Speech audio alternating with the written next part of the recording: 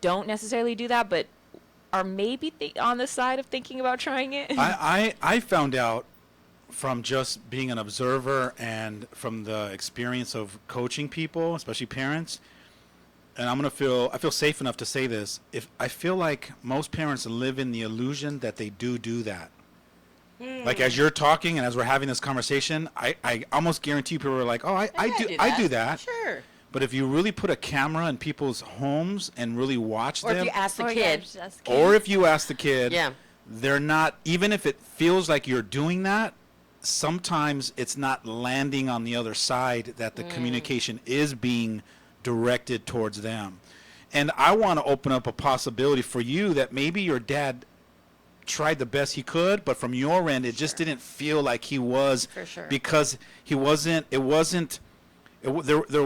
creating moments that were consciously with an intention to let you know, hey, honey, I am so proud. Like it wasn't deliberate. You know, it was just kind of like just organically, unconsciously, he was proud of you, but it wasn't purposeful with intention to let you know, Kristen, my daughter, I'm really proud of you. And like you said, it's so powerful and it's so needed. Because if not, as young girls, you guys are going to go out looking for the approval, and this is what I hate. Scary. You will go look for relationships with broken men Yep. to try to fill that empty void, needing approval and needing validation of who you are. Yes, and it's not like my dad definitely isn't a broken man in any way, shape, or form. I mean, he's a fantastic dad, and I felt loved, and I think he had a challenge. They were divorced. I mean, he wasn't there every day. It's all challenges. So it's all challenges. Yeah, there's Yeah. no one's people. You know, parents aren't bad and wrong because no. it's just, you know, we all have, as parents, we all have this gap, which implies that there's room for improvement. And if we're not consciously looking into that gap, we're not making those course corrections to be able to uplift our kids to that next level. You know, I was wondering if we could touch upon it with you guys, because I am raising an 8-year-old girl now, and you two are a little bit older. And I hear a lot in the mommy community online with my mom bloggers talking about body image. And for me, body image, although it's a physical thing, is also raising healthy, emotional, and mentally healthy girls. Right. You know, gosh, we tread so lightly. We're all so scared about saying the wrong thing or doing the wrong thing in front of our girls and giving them a complex about their bodies. I think body image is scary. Do you guys have any advice for raising mentally and emotionally healthy girls when it comes to their bodies? Yeah, what do you feel like growing up that you needed so that you realize that you're way more than just your body or your appearance? I feel like a lot of my own personal body complexes came from my own family. Because when you're a kid, like, kids are going to bully you at school, and then you just kind of, whatever, you brush it off, you ignore them. They're so mean. Yeah, they're super mean. Ugh. But your cousins, and for me, it was like my brother and my boy cousins who would make fun of me for being chubby because I was like the chunky one. Or even me. I'm sure I said things that I wasn't paying attention or unconscious to. Really, no one's perfect, and I'm sure I had some part in that too. And feel free to share some of that because that's important. Yeah. So like I was saying, for me, it was like the male figures in like my family and in my life that would kind of make jokes or say, whatever about me being kind of, chubby. And they didn't mean anything bad by it. Yeah, they were being my cousins and my brother and joking around and everything. But I think the things that hurt the most, where I was actually like upset about it, would be like if my mom would pull me aside and say, hey, do you really, your shirt's too tight, or do you really want to eat that cookie, or it was kind of like, and those made an impact. Yeah, you remember for some reason, like my mom or the women in my family saying it hurt more than the boys or the males because you feel like a connection, to the women, like, oh, you're supposed to understand me, you're supposed like you're on my team. Yeah, and then by not using the right words and not treading lightly and not doing those things, it was like those are the ones that hit the most, because I can probably barely remember 5 or 6 of the things my boy cousins or my brother or whoever would say, but I can almost pinpoint all the things that my mom said or my grandma or my aunt. Wow. Oh my gosh. So I think it's important if you're going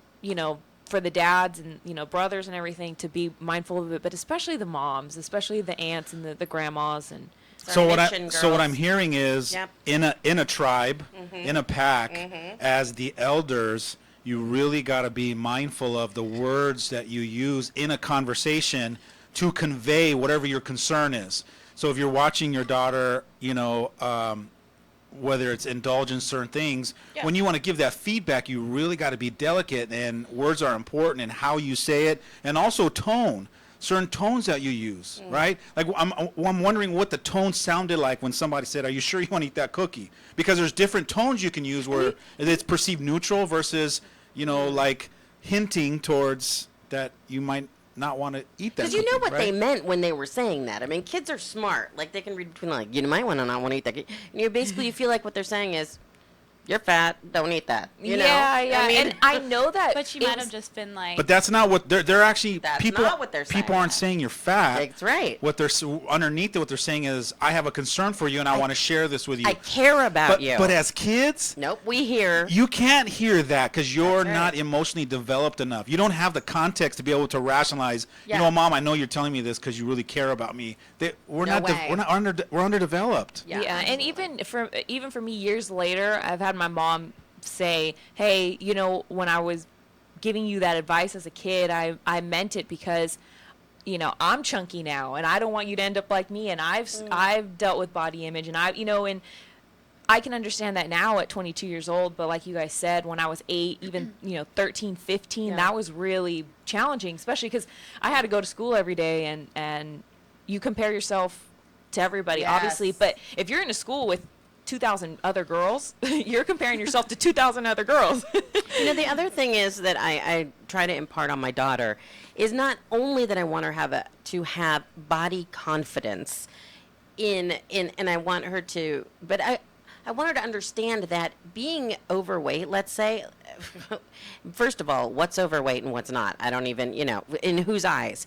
But I want her to know that even if she is, so what? Like, who cares? Like, even if she is having, unless it's unhealthy for her and it's affecting her health and she can get, diabetes and diseases. But even if, what if she does have a little chunky, thighs or something? That's fine. Like, love your body the way it is. It's you. But in order to love your body the way it is and get to the stage of so what, or I don't care what people think about me, you first have to be taught how to love yourself.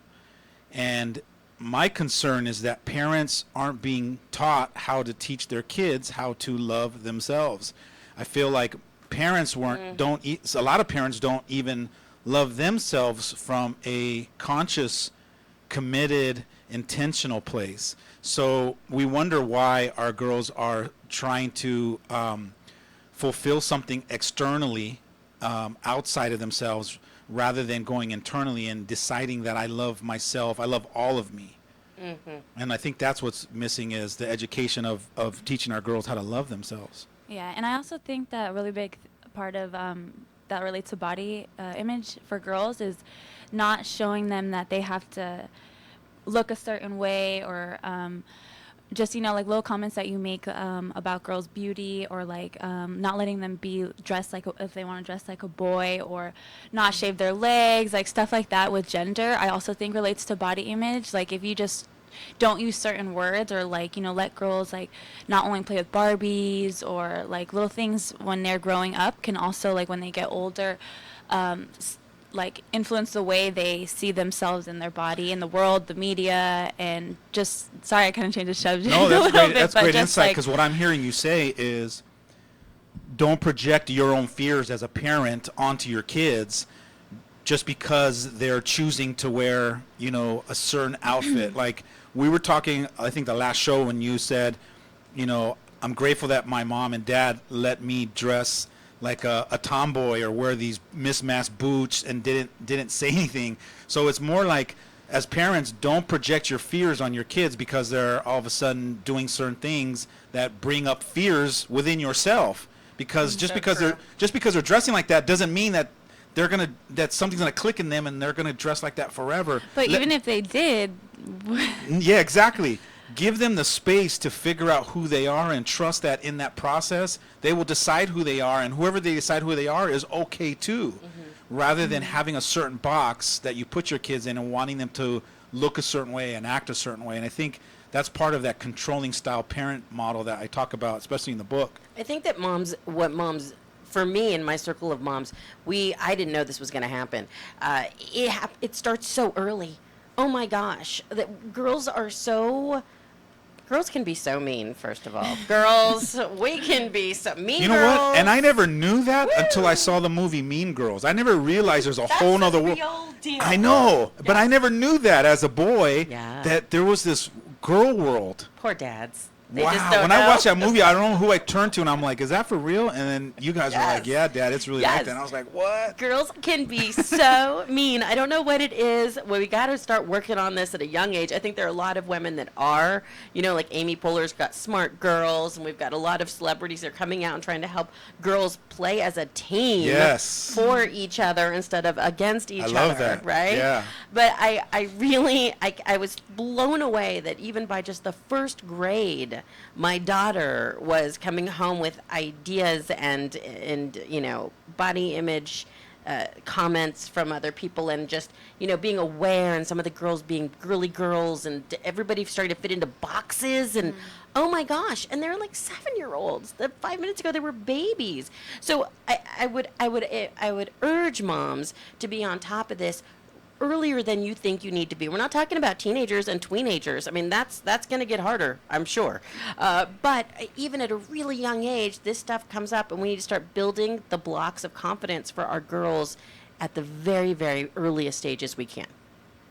Yeah, I kind of wanted to touch on the I guess the social aspect of when you're at school, because that's where all your influences are coming from. You spend so much time there, and even in your after school program at the Boys and Girls Club or a daycare or whatever that looks like for you, there's a lot of judgment coming from all of these different factors, and it's challenging, I know, for parents to realize that and then try to be the positive parent. And no one's perfect, but if you can kind of look back and remember your most challenging times growing up in school and kind of tap into that place, I know it's something that you'll be conscious of or you'll be aware of. But I think we kind of forget. Like, I already forget elementary school. Like, I don't even remember like some of the stuff that happened there, but I can very vividly remember specific incidents that I don't want to let go of, because I don't want to forget that that's what it's like out there. Does that make sense? So smart of you. And what about social media just bumping it up a billion times? Well, yeah, when I was in elementary school, or when I was like actually growing up, we didn't really have social media until I got to high school. And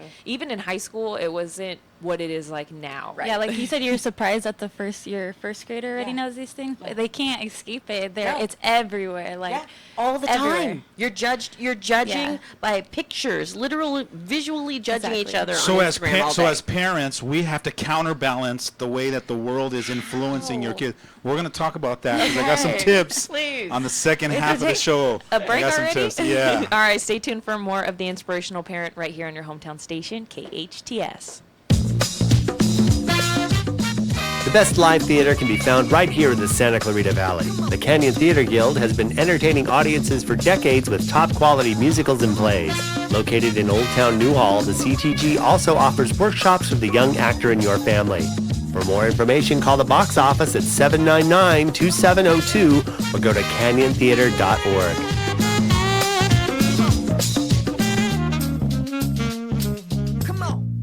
There are fun kids events at the Church on the Way Santa Clarita. 2 to 5-year-olds meet at the Arc Room on Fridays for toddler exercise time. New moms come to the Church on the Way Santa Clarita on Tuesdays for a new, free Moms Fellowship. Support, friendship, and social events for moms and their babies. Visit tcotwsc.org for these and other exciting events at the Church on the Way Santa Clarita on Cinema Drive, or call 291-6000.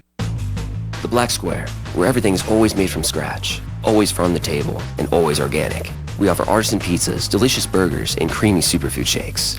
The Black Square has a great selection of over 27 California craft beers to satisfy any palate, as well as craft sodas and organic teas. The Black Square provides a full-service, plant-based, friendly, and omnivore menu.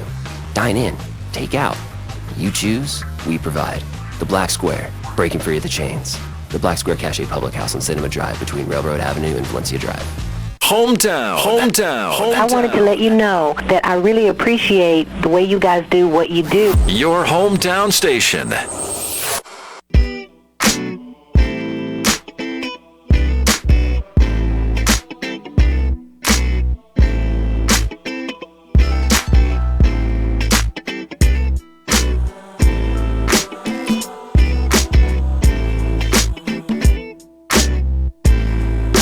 Welcome back. You're listening to the Inspirational Parent right here on your hometown station, KHTS. Today we are talking about raising emotionally healthy girls. So in the first half, we kind of went over girls need approval and the idea of their body image and, empowering them. This section, I'm sure you have a couple other questions that we could tackle. I do, and at the end, I'm going to give some very powerful tips, but I just want to reiterate and acknowledge you for bringing up and sharing your own experience as a little girl needing that direct approval and validation and acknowledgement from your dad that you didn't see. That doesn't mean that he didn't give it to you. It's just when you're young, you don't see it. Or it opens up the possibility, as parents, our kids need us to figure out how to say it in so many different ways until we figure out how to land it in a way that it's actually landing with my kids. And how do you know when it is? When it hits the mark? You just, that's a great question. Are you ready? Here's the answer. Okay.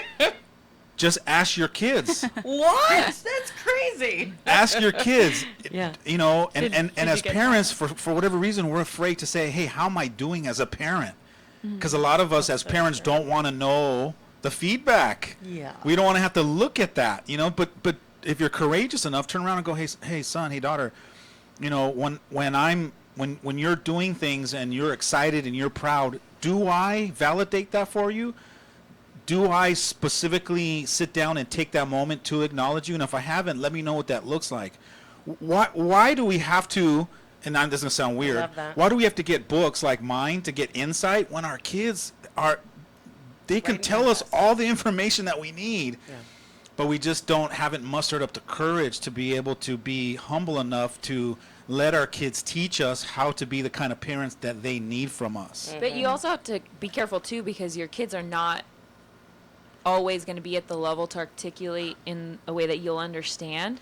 So expecting them to just kind of come out and be honest and say the truth right away is probably not a realistic expectation, as much as creating a whole bond, years and years and years of, hey, how am I doing? Like, keep asking, even if you don't like what you hear, or even if they say, oh, you're good, Dad, and then they go off. Yeah, because they might actually be afraid of you. Like, That's by true. that question, like you're, But is this if a trick?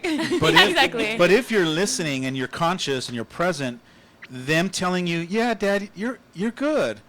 You listen to the little tones, and there's a whole different message underneath them saying that everything's okay, or them telling you that you're a great parent. You just got to be listening and picking up on those pieces. Well, if you're really listening and really paying attention and really being a conscious parent, they don't need to say anything for you to understand that. I agree wholeheartedly. So, like, for me growing up, I'm the kind of person, like, I wear my emotions on my face, and people know when I'm upset. People know, like, you guys know that. So I imagine not all kids are like that, but the ones that are, it's very easy to pick up on those signs. And I think, like, for some reason, parents and everybody, they just kind of ignore it, and they're like, okay, well, she hasn't said anything, so I'm just going to tiptoe away and pretend like I didn't see anything. And it's kind of like, Dad, you always talk about being in a relationship with yourself, and you're seeing yourself tiptoe away from your kid who needs you. And that breaks my heart to think that there's people out there who are in relationships and they see people needing them. And because words are never said or they're never asked to help, people kind of just think that they're off the hook. Yeah, but when you see yourself tiptoe away and kind of scurry away from an opportunity, you're not seeing yourself from a conscious place. You're seeing yourself from an unconscious place. It's like your ego's telling you, like, don't go there. Let's avoid that. But you're not seeing that from a conscious place, because if you were, that would hurt you. It would be heartbreaking for you to walk away from a conscious place, which would force you to stay engaged in there and create a new moment. That's the difference between being conscious and unconscious in your parenting. I think, you know what else I was just thinking about that, because I'm trying to picture myself with my daughter when you're talking. I saw you staring off. Yeah, I'm putting myself right there, right? That's like, good. What that's do good. I do? Yeah. Do I do that? Right. Like, I'm thinking about that's what we're hoping that, we get out of this. But so I was, when I connect with my daughter, you know what I just realized sometimes we eye roll and brush off our kids when they're telling us something directly. My daughter will tell me straight up, and goodness, I think she's an old soul. If there's such a thing, she is one. There is such a thing, by the way. Yeah, because if so, she's proof. She will come to me, and she'll straight up say, "Mom, I am telling you right now that I feel like you are giving more attention to my brother than to me. Wow. And I am asking for your attention and validation here." Like, she will use That's these huge awesome. words, and she's quite a wordsmith herself. She's like real booky, but she will tell me straight up, and I will like eye roll, brush off, or move it away of like, yeah, but you know what? Ugh. Like, I'm busy. I got so much, like, so, yeah. Okay, All right. perfect example. That's unintentionally, unconsciously pretending not to know that she's yearning for just a moment for you to be present with her and create a powerful little moment. Even if it's 60 seconds of her undivided attention with you locked in a moment. But that's in the case of the kid straight up telling you. I know that. But I know kids that. Some kids, I think, probably do. They straight up tell their parents. Very few are. Some aren't. But what they're doing is they're acting out in different ways. But most of That's them true. are telling you, just not in the way, that in so direct many way. words. Yeah, they can't 'cause verbalize it. When I was a kid, Right. we would always joke, and we still do this. We always joke like, "Oh, you love Mark better," which is our older brother. "Oh, you love Mark more. You give him more attention." We always say that. Jokingly. Yeah, but we are. However. It's kidding but serious. I just about to say that. So we Kidding but always. serious. So we always. Kidding but serious? It's called. It's an oxymoron, isn't it? It's called KBS, actually, but I had to break it down for you Oh, guys. got it. Because So- we're old. I'm So- old. KBS. But for us, we were saying basically to you and Mom, like, "Hey, we need love and attention too, just like him," or, "Hey, we see what you're doing for him. It looks nice. Give us some of that." Like, we're But saying you know what that I in our own realize way. now that I'm older is that you talk about this a lot, is that, and other parents, is that they love their kids differently.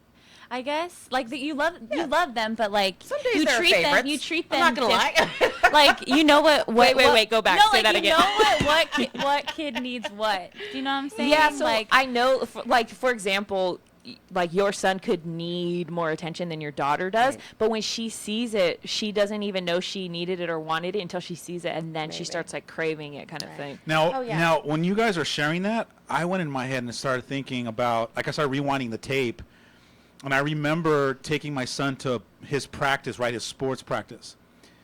And I remember my two little girls playing over with the other little kids on the, jungle gym. Sure. And I missed the moment to go and play and connect with them in those moments because I was so focused on my son.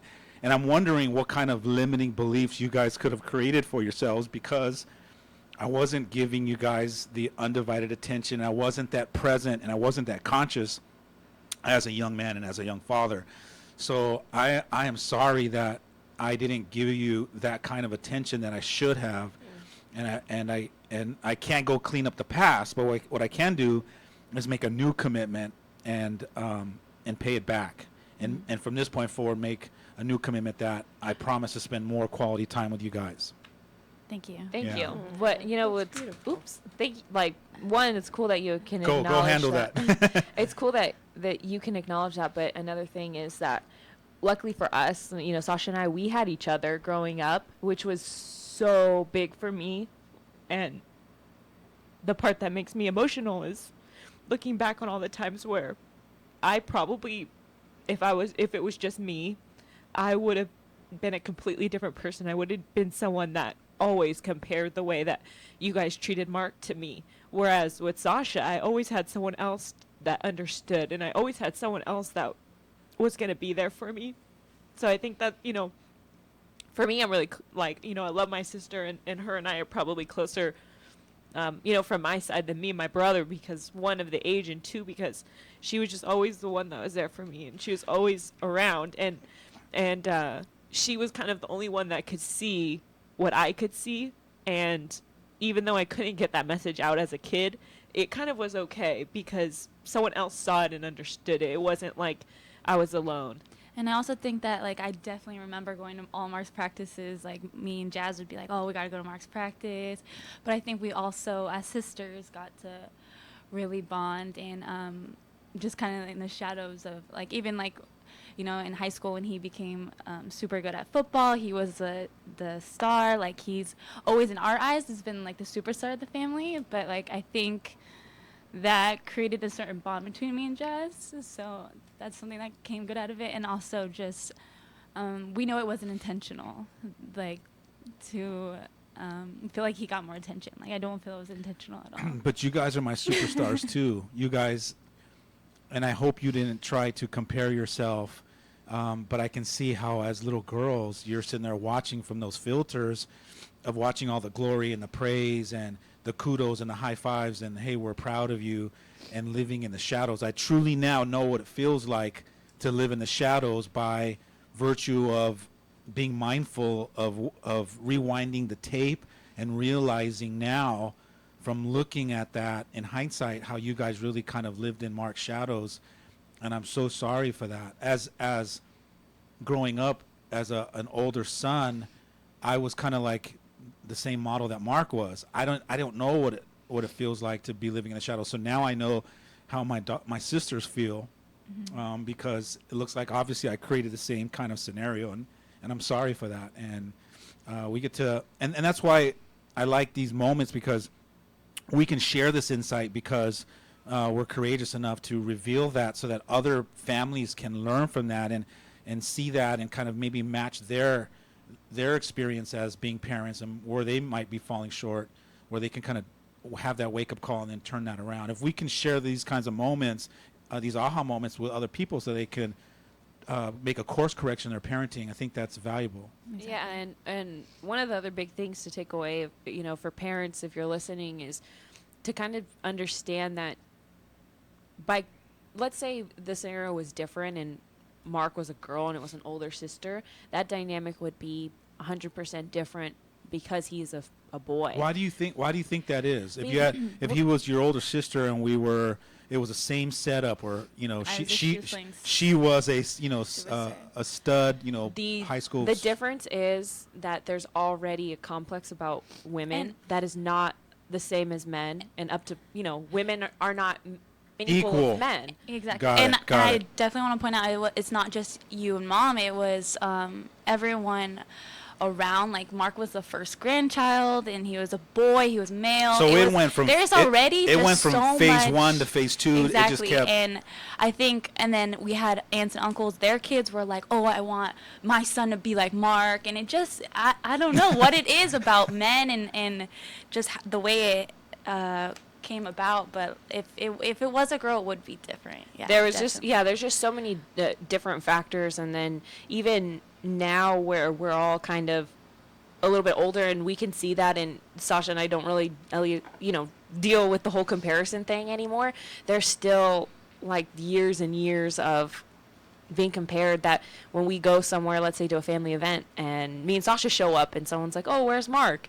It's like, well, we showed up, so. Or they categorize us as the same I'm here. person. Oh, they categorize us as the same person, like the girls, what they call us the cheetahs. So it's like just us two. And which is not even anything near her name. I know. So, but it's just a whole different dynamic because we're girls and we grew up with having a male brother. I mean, obviously he's our brother. Having a male be the one that was kind of like on top and the attention holder, I guess, and it being outside of Mom and Dad was a big factor too. Like Sasha said, he was the first grandson, so it was there with our grandparents, and then he was the first nephew, so it was there with our you know, aunts. So it's a huge thing just to have a male brother in your life. So if you're a parent and you're listening and you have a son and a daughter, there's a lot of extra attention that is going to, I would say, need. Like, this is like one of the times I'm going to use the word need. No, they need it. Absolutely need it. And it's imperative. Just from society alone. Yeah, it's it's imperative for us as parents to realize that they do need that, and they need for us to realize that and wake up quick enough to be able to give them that kind of attention. I want to get on to these bullet points that I created so that I can give you some insight and some tips. Good. All right. So this is what I came up with. Yes. As I was sitting, silently, quietly, getting centered and grounded. What I realized just from my own inside, working with thousands of teenagers in the last 20 plus years and parents, what I realized is that girls need to be seen. They need to be heard. Their voice needs to be recognized, and they need to be recognized and validated for their existence. As human beings, we need to know that I'm here. And if you're constantly being overlooked or living in the shadows, you don't know that you're here. You don't know that you exist. Your existence is somewhat not enough. And so I want to kind of share a little bit like a piece from my book where I talk about the validation and being recognized, especially with our eyes. In certain tribes in the Zulu nations in Africa, the way that you punish somebody is to ignore them. So if you did a crime in your village, they would ignore you for a day or for a week, and it was a way of punishing you, was to not look at you. So when you walked around, they would walk right by you and they would turn away. They wouldn't give you their eyes, and it was a form of punishment to say, I don't see you. Wow. And I don't think we realize as human beings in the world, even here in America, we walk by each other in the hallways and we don't even look at each other and say good morning. Or we walk by each other, in Starbucks with our head down and we don't even make eye contact with each other. We don't realize how powerful our eyes are. Our eyes, when we put it on something, we validate it, we give it existence. So that's how important it is to really look at our kids more often. And I have this classic example of your son or daughter for the first time, they're tying their shoe, right? They're trying to tie their shoe, and you taught them, and they're sitting there, and you catch that moment where you see them in the living room, and they keep tying their shoe, and they keep making mistakes. If you take your eye off them and go focus on something else, the minute they finally get it, and their eyes light up, and they're so proud of themselves, the first thing they do is to look around to see if who's watching them. You. Right. And when they look over at you to get that validation that, hey, I see you, right? And they look at you and your back is turned just for a second, that moment is gone. That moment is lost. You just missed a very powerful moment for you to validate that they are special, they are important, that you are proud of them just with your eyes. And can I just say that our eyes are on our cell phones a lot, so even when a parent's right next to the kid who's making that moment happen, That's right. we can often be sitting right there and not giving them that validation. So you being there doesn't mean you're there. You being there means your eyes are on them, letting them know, I see you. And that's one of the greatest gifts you can give, especially in these tribes in that Zulu nation, is I see you. Actually, the word is sawubona, and it's to say I see you. And then the way that you allow yourself to be recognized that you're here is to say I am here. And that's the best form of acknowledgement. And so that's one thing, is your kids need to be seen, especially when they're little, is always keep your eyes on them. And there's that mom look that you can just look over at them, and there's that look, or even a wink is powerful too. Oh, yeah. You just look at them and they might make eye contact, and it's just a wink. Is what does a wink symbolize for you? I know, just like you're okay. Yeah. Thumbs up. Yeah. The wink is letting you know, like, I see you. I gotcha. I got your back. It symbolizes so much. It's so powerful, and we don't even utilize that. Yep. Girls also need to be celebrated for being a woman, and they need to be celebrated for the gifts that only women can offer the world. Agreed. Which is compassion and vulnerability and sensitive, and guys can offer that and can give that as well. We just have a more challenging time of tapping into that for whatever reason. You guys have it right there at the surface. So as parents, we need to keep validating that, hey, that's your gift to the world. You can heal the world with your mother energy, with your mom, your women, your love. You guys are so intuitive to the love. Girl you guys power. can access that really quick. The other thing is that women need to be reminded that you're uniquely different than every other girl. That you have these special inner qualities within you that makes you beautiful, and that your beauty is your whole being, is not just the way you look or what you have to what you accomplish or what it is that you have. And then the other thing is that women need to be treated with tenderness, and they need a safe space for them to share and express themselves without judgment or without ridicule or without you projecting your own fears or your own doubts into that moment. Just give them the safe space for them to kind of express it, and whatever that expression is, let it be validated that it's okay. And then the other thing is that girls need to be asked open-ended questions so that they can hear their own truth. Because when you ask a young girl a certain question, when they have to reflect and find the answer and say it out loud, they hear themselves say it. So then they realize their own truth. They realize their own answer. They're coming up with it. And to discover their own answers and to realize their own power. And then the last one is, if you have girls and they have an older brother, be careful about the shadow syndrome, which I just discovered at a whole new level today, which is don't let your girls live in the shadow of either the attention of an older sibling or especially an older brother. Stop, catch that moment, realize that, and then counterbalance with creating your own special mommy or daddy and me time with them, and really kind of directly let them know that they are special and they are unique. I love it. That's a really great insight. We had to take a quick break, but stay tuned for more of The Inspirational Parent right here on your hometown station, KHTS. Stone Oven, the healthy alternative. You've never tasted a sandwich like this before. Gourmet bread cooked before your eyes. Stone Oven at the food court at Valencia Town Center. Save at the best Santa Clarita restaurants. Restaurant Row, where everything is half price. Click on hometownstation.com and discover incredible savings. Online or at our radio station, everyone saves with Restaurant Row. Check it out at hometownstation.com. Restaurant Row, where everything is half price. Don and Gino here. So we know you want to have fun learning about real estate and finance. You're going to want to tune in this Saturday, 9 a.m. to the Don and Gino Real Estate and Finance Show right here on your hometown station, AM 1220, where we have some hot topics, as always, guiding you to personal and financial wellness. And that's right, you don't want to miss it. So again, this Saturday, 9 a.m., and then we replay it online Sunday, 9 a.m., Tuesdays and Thursdays at 7 p.m., right here on the Don and Gino Real Estate and Finance Show. Join us. Hometown, your hometown station.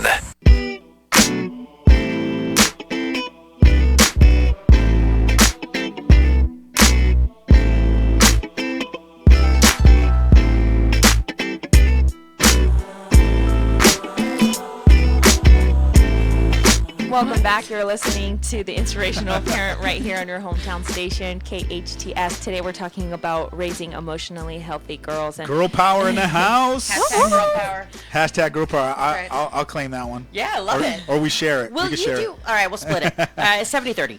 So, but would you do me a favor? Can you, are those points, I know that in the Inspirational Parent, we're going to get all of this, but are those points laid out just like that in the book? These are not. But Okay. you know what? I just Could realized. you do that? You know what I just realized? yes, volume 2.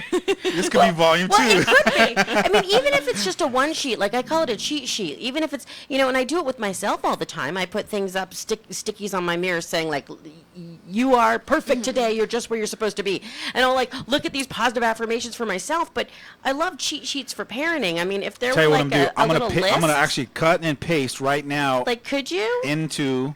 That would be so cool. Yeah, I'm going to cut and paste it into my Facebook feed. And if there in was the like video. 5 steps. So if you're watching and you're actually on Facebook Live, you're going to see them get pasted in there. And I'd like to share that with my mommy audience, with the Mom Show audience, and with my mommy blogger community. There it is. Because these are good tips that we can just refer back to, just one page, a one sheet of kind of check in where we're at as moms with daughters. Are we doing these things right now, today? Did we do that today, even before bed or first thing in the morning? More importantly, are you doing these things?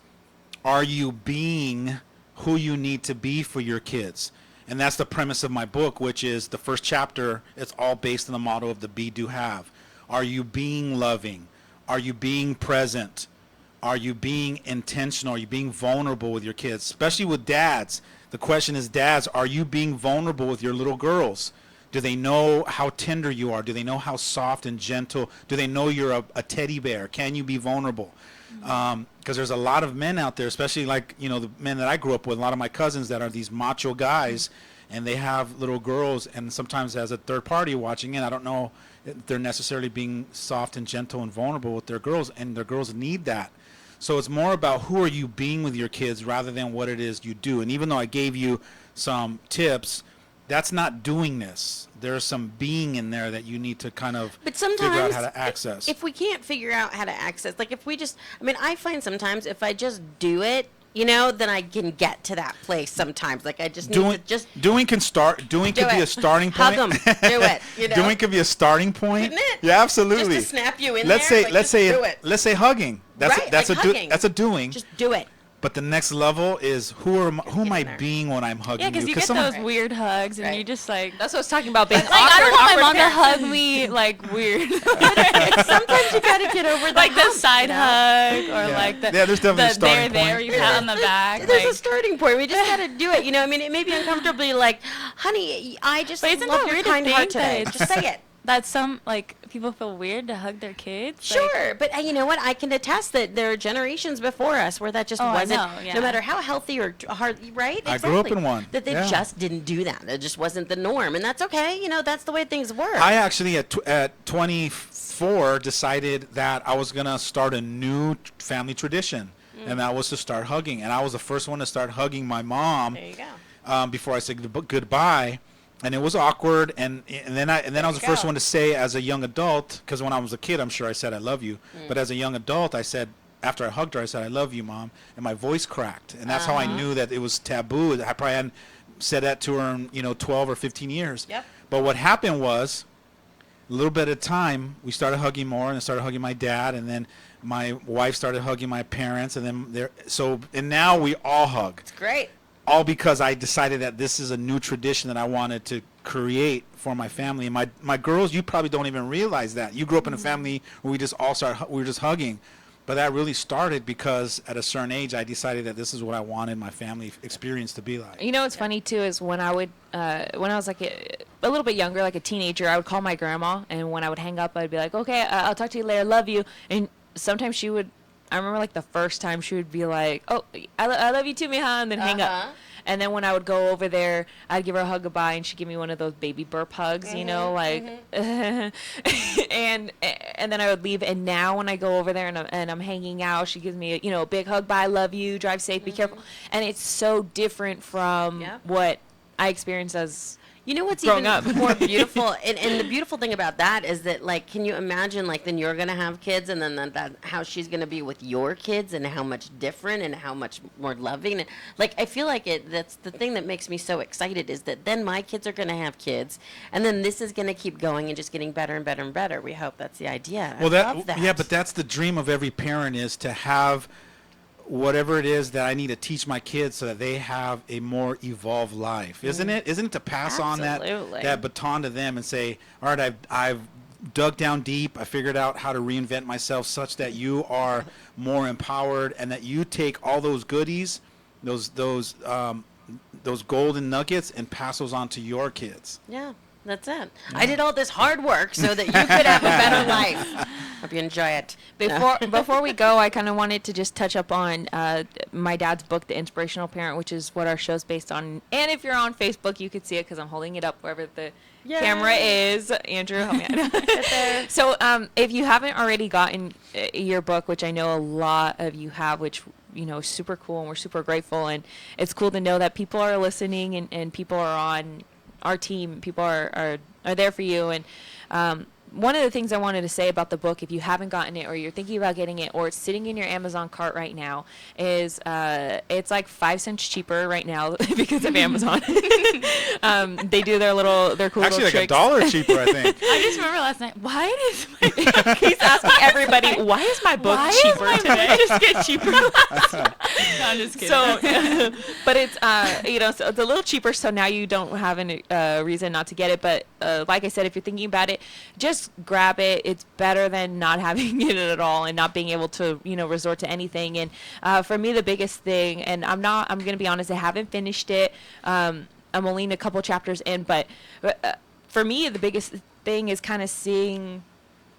I could kind of see the growth, and I could see the almost like the experiments in it, and it's cool to hear how other people are doing things, to see like as a guide as how you're doing it almost. I remember when I first started reading like real estate books, I was like, oh, this is how this guru and this millionaire is doing it, and like we are so easy, like it's so easy to jump in and grab those books when it has to do with like your career. You grab Real Estate for Dummies, or actor, there's Audition, there's all those like very special books towards your career, but hardly ever do we grab parenting books, or do parents grab them. And it's kind of like, if you haven't gotten one, if you haven't even tried it yet, start with this one, see how it goes for you, and then we can recommend some other books. Can I just also say that for and I'm a big gifter. I love to give gifts, and I think that a lot of if you're listening and you're thinking, I'm already past this stage, but you're probably not, so you can get it for yourself. But you can give it to your kids, like your kids who are raising kids. If you're a grandparent, if you're a little bit older, I swear this is a great gift to give. I mean, just the gift of knowledge, and it's a gorgeous book. I think it's absolutely beautiful artwork. It's a wonderful gift to give, too. So Amazon.com for it. Yeah, so like I said, the important part is, you put so much energy and so much effort into your job and your business and your this and your that, but like how much energy are you really putting into your relationships, especially your parent-child relationships? And if you can rate that and it's less than a 10, you have to buy it, because you just outed yourself. It's less than a 10. We're trying so hard. And the ebook just came out yesterday too, so if you want it on digital. Oh my gosh, read it on your phone when you're waiting to drop off the kid at school. And I'm gonna probably get started. Pay attention to the kid. And I'm gonna get started on the audiobook probably this weekend and start recording that. I'm so excited about that'd that. be cool. I really put in want your car. that. Awesome. Yes. If you missed any of this Hands-free. show and you want to hear it again, you can always find the Facebook Live on KHTS Radio. Thank you, Kristen, for hanging out with me. Don't forget her show every Thank Thursday you. at noon. Thank you very much. Yeah, The Mom Show. The Mom Show. Check it out. Yay.